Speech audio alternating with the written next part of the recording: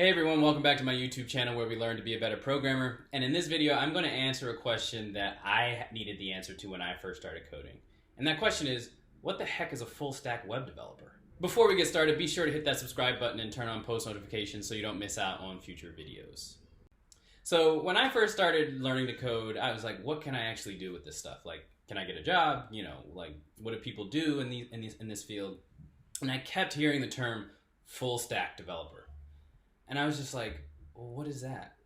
I remember Googling it. It was like sort of vague to me at the time. And like they kept throwing around front end and back end. And I was like, well, what are both of those? You know, so it got really confusing unnecessarily. So I'm here to demystify that for you. So a full stack web developer basically handles front end development, back end development, and say with back-end databases as well, okay?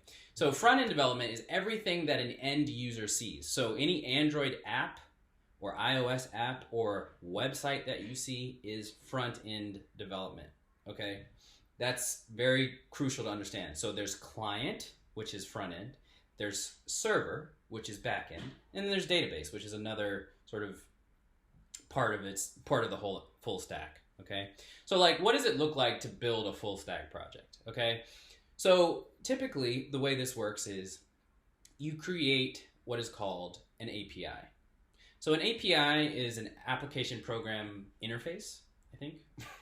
Don't quote me on that. So the way that works is when you go to a URL in your code, or when you go to a URL in Google Chrome or something like that, that navigates you to an API endpoint of a particular application, web application. So for example, when you go to google.com/careers or something, that hits the careers endpoint for Google's whole web server infrastructure, and it returns some result back to you. So that might be generating an HTML file with the results populated, or it might be like sending just the JSON back to the front end web client, which might be React, and then it just displays that information in a nice fashion. Okay, so that is how that whole lifecycle kind of works. So you hit a URL, and that hits an API endpoint, and it returns a response back to you. Okay, so that's front end. Back end is designing that back end API to serve those requests. Serve meaning server. So when you have a web server, the whole point of a web server is to get traffic in, a request, and then return a response. That's called serving a response back, okay? So if I hit the API endpoint for careers at Google, for example, then it's going to hit that API endpoint on the back end, and then it's going to go through that server-side logic, maybe query a database, maybe do some other stuff, and then send a response back to me, and it's going to have it on their career page, for example.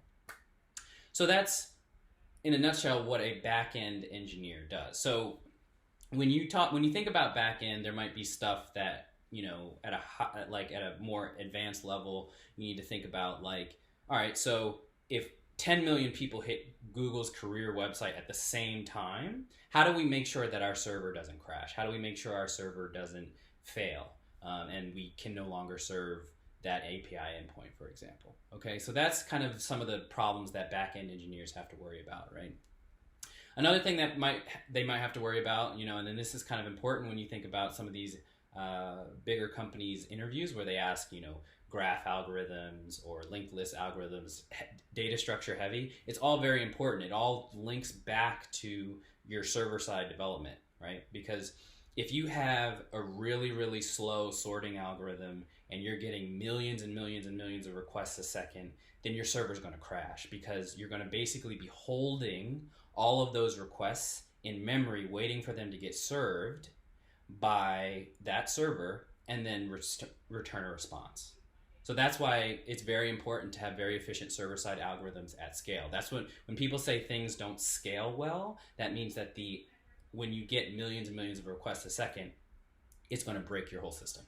That's what they mean, okay? So that's front end and back end.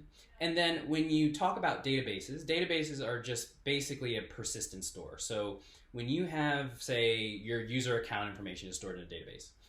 So when you for example, say on the front end of an app, you say settings, and you see your settings, and you see your profile, and you change like your username or something, and you hit save. So what that does, it takes all that information in that form, sends a request to the user. So I think it sends maybe a put request to that user update API endpoint on your backend server. Then that kicks in a routine that writes to your persistent database. So that updates the database with that new information. Okay, so let's circle back. So what does a full stack developer do? So you have these clients that you write. So you have your web client that might be written in HTML, JavaScript, and CSS, or React.js, or what have you. And then you have your Android app, you have your iOS app, and you maybe have a Windows app, for example. So then what then happens is, so you write all those, and then you write a backend API that all 4 clients can communicate with, because the URL is a URL. And so whether you send that URL from the web or a request API inside of your Android, iOS, or Android or iOS app, they all hit that same API endpoint on your server.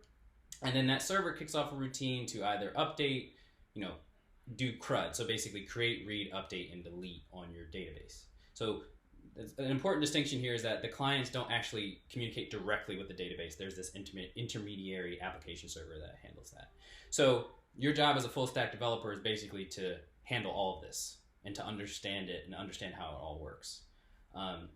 So some people choose to do only front-end development, which is cool, very cool, very, very sought after actually if you're an Android, iOS, or web developer.